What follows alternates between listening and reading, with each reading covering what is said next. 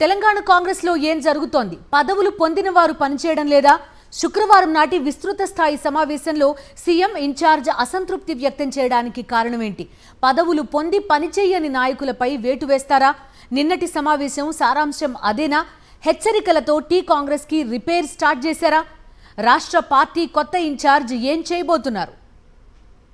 రాష్ట్ర స్థాయి కాంగ్రెస్ విస్తృత సమావేశంలో నేతలు అనుసరిస్తున్న తీరుపై తెలంగాణ ముఖ్యమంత్రి రేవంత్ రెడ్డి విరుచుకుపడ్డారు.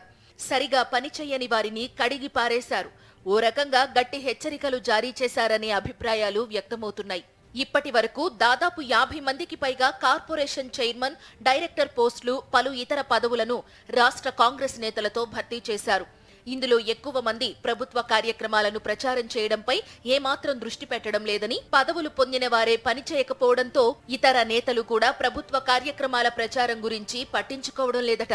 ఈ విషయంలో సీఎం రేవంత్ కు అసంతృప్తిగా ఉందట. అందుకే పని చేయని వారికి రెన్యువల్ చేసేది లేదని కార్పొరేషన్ చైర్మన్లు, డైరెక్టర్లను ఉద్దేశించి హెచ్చరించారట. ఇకపై పనిచేసే వారికే మిగిలిన పదవుల్లో అవకాశం కల్పిస్తామని సీఎం హామీ ఇచ్చారు. పదవులు రానివారైనా పార్టీ కోసం పనిచేస్తారనే ఆలోచనతోనే రేవంత్ ఇలాంటి వ్యాఖ్యలు చేసి ఉంటారనే చర్చ జరుగుతోంది. ప్రభుత్వం మీద బీజేపీ, బీఆర్ఎస్ నేతలు చేస్తున్న విమర్శలను తిప్పికొట్టడంలో పార్టీ నేతలు ఏమాత్రం ఆసక్తి కనబరచడం లేదట. చాలా మంది నేతలు పదవి రాగానే రిలాక్స్ మోడ్ లోకి వెళ్లారట. దీంతో ప్రభుత్వంపై వస్తున్న విమర్శలను తిప్పికొట్టేవారు లేకపోవడంతో పలు విషయాల్లో ప్రభుత్వం అప్రతిష్ట పాలవుతోంది. ఈ విషయాలన్నీ ఆలోచించే ఇకపై పనిచేయని నేతల విషయంలో సైలెంట్ గా ఉండకూడదని, కఠిన నిర్ణయాలు అవసరమని పార్టీ, ప్రభుత్వ పెద్దలు భావిస్తున్నారట. రాష్ట్ర పార్టీ కొత్త ఇన్ఛార్జ్ మీనాక్షి నటరాజన్ కూడా ఇలాంటి వ్యాఖ్యలే చేశారు. నాయకులకు స్వాగత సత్కారాలు మానుకోండి అని హెచ్చరించారు. హోదాల్లో ఉన్న నేతలను ప్రసన్నం చేసుకునే పని పక్కన పెట్టి ప్రభుత్వ కార్యక్రమాల ప్రచారంపై దృష్టి పెట్టాలని సూచించారు.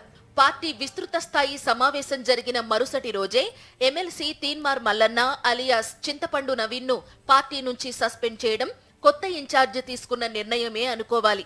పార్టీ లైన్ దాటితే ఎంతటి వారినైనా సహించేది లేదని, వేటు తప్పదని మల్లన్న సస్పెన్షన్ ద్వారా పార్టీ నేతలకు గట్టి మెసేజ్ పంపారు కొత్త ఇన్ఛార్జ్. పార్టీ ఇన్ఛార్జ్ సీఎం మాట్లాడిన దాన్ని బట్టి చూస్తే పార్టీ నేతలు ఎవరూ పనిచేయడం లేదనే విషయం స్పష్టమవుతోంది. అందుకే అసలు రోగం ఎక్కడుందో తెలుసుకునేందుకు కాయకల్ప చికిత్స మొదలు పెట్టింది హస్తం పార్టీ. ఇటు ప్రభుత్వంలో, అటు పార్టీలో పనిచేయని నేతల జాబితా సిద్ధం చేస్తున్నారట. అయితే కాంగ్రెస్ లో ఇలాంటివి కామనే అనేవారు లేకపోలేదు. కొత్త ఇన్ఛార్జ్ అయినా పార్టీ నేతలను దారికి తెస్తారా, లేక తానే వారి దారిలోకి వెళతారో చూడాలి.